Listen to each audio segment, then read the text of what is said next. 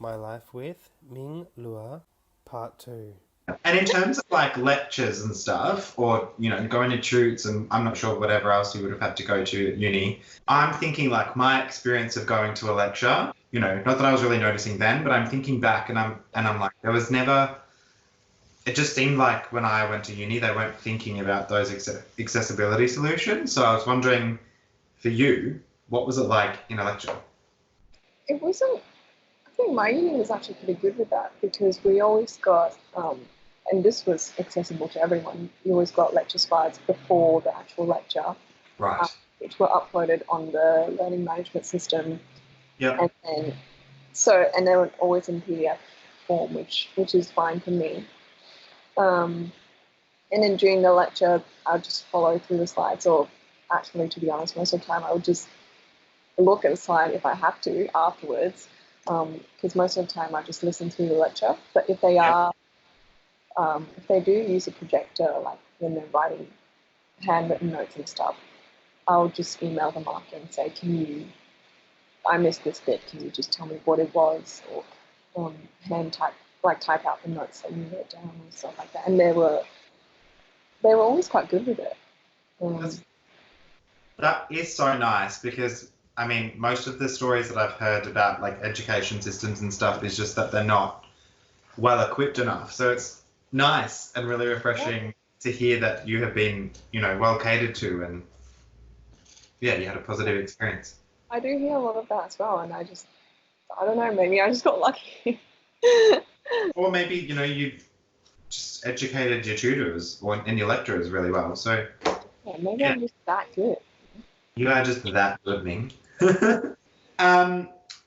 And so you've just started a new job, and I guess how does that go when you go and start a new job? Do you have certain like anxieties around being able to navigate a new space, or like what a new workplace is going to be like? I didn't have too many of those kind of stresses before I started working here, because I contacted them. Well, actually, throughout the whole interview process, they knew, because I had to ask for alternative formats and things like that. And before I started, we had a couple of meetings just to find out what I needed and what the process would be to get all the equipment and software and stuff like that. Yep. So I felt pretty confident in their ability to just accommodate whatever I needed. So that was all fine. The only real stress, I just remember thinking before I started work, like, oh my God, my life's going to be over. Like 8 hours of my day gone. What am I going to, like, I'm going to have no time to do anything. Stress. And then I guess once I started, my other stress was like, oh my God, I can't do anything. I have a degree, but doesn't mean I know how to do anything. So your stresses were like way more just not even related to impairment. Yeah, it was just more just general life work. Yeah. I love that. So it's just like classic uni student gone into the workforce, and they're like, where's all my time? And I've got this certificate, but what does that mean I can do? Yeah.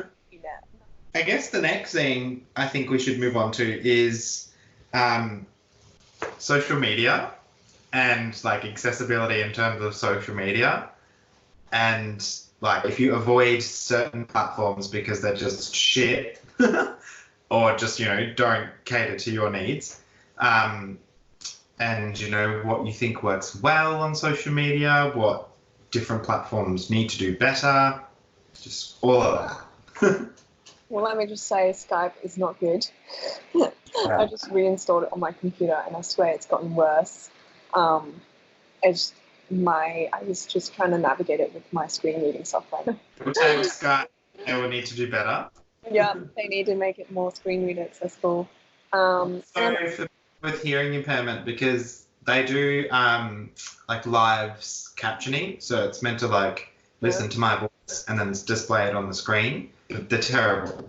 Like it's just not good. So they need to work a bit on that, I think. So yeah, Skype has some ways to go. It's a good start. I mean, it's a nice thought. Yes. Yeah. It's better than a lot of other platforms. Let's put that out there. Yeah, for sure. And then in terms of other platforms, I'm a bit of a granny because I've only really got Facebook. Yeah. They've been getting better gradually. Like they're pretty good. They work well on my phone. Computers pretty good too. And then they've added in the image captioning stuff, the auto text or whatever it is. Alt text. Yeah, cool. Yeah, and I think it's automatic. So when people upload pictures, it will just say it's not great. It says outdoors, people smiling, or outdoors, sky. Yeah, and people can go in and edit that as well. Yeah. So like I can go in and do a really more in-depth, better description of my own images. So yeah. Yeah. So that's good. So Facebook's a tick for me. Yeah. And then everything else I think is just too image based for me. So like Snapchat or Instagram or TikTok. Yeah. Yeah, that one's kind of okay because it's video, so I can listen to them, just scroll through when I'm really bored. Yeah. But yeah, Snapchat, Instagram, I just didn't bother getting because I knew they were going to be too image based. Yeah.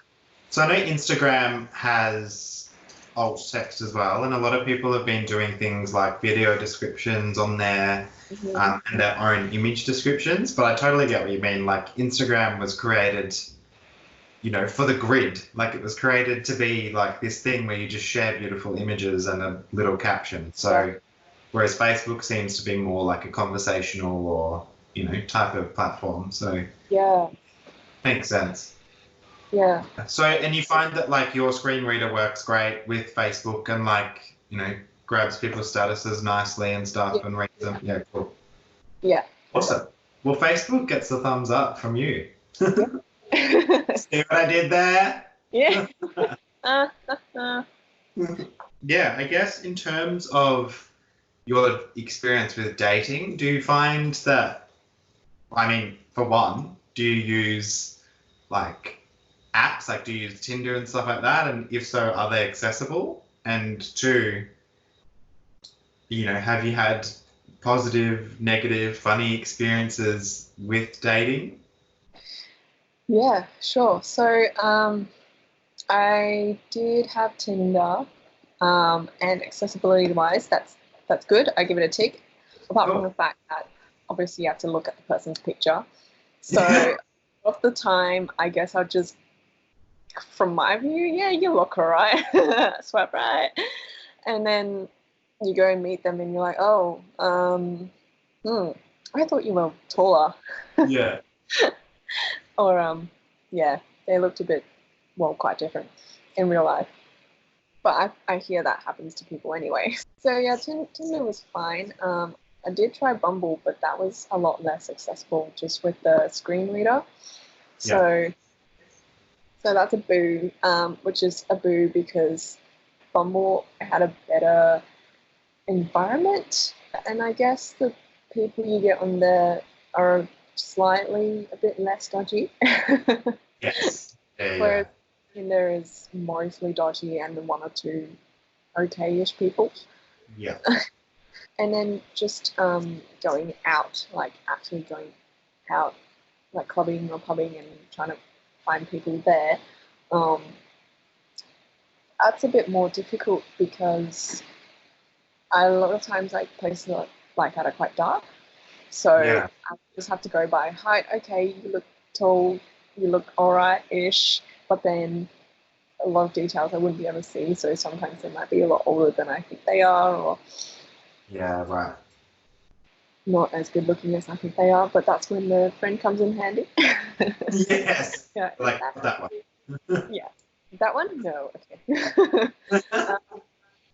Yeah, and then also with that, a lot of it is apparently eye contact. This is my friend teaching me. She's like, this is how I do it. I kind of just make eye contact with them at the start of the night, and then go a bit more distant, and then kind of make eye contact with them again. And I'm like, yeah, no, I can't do that.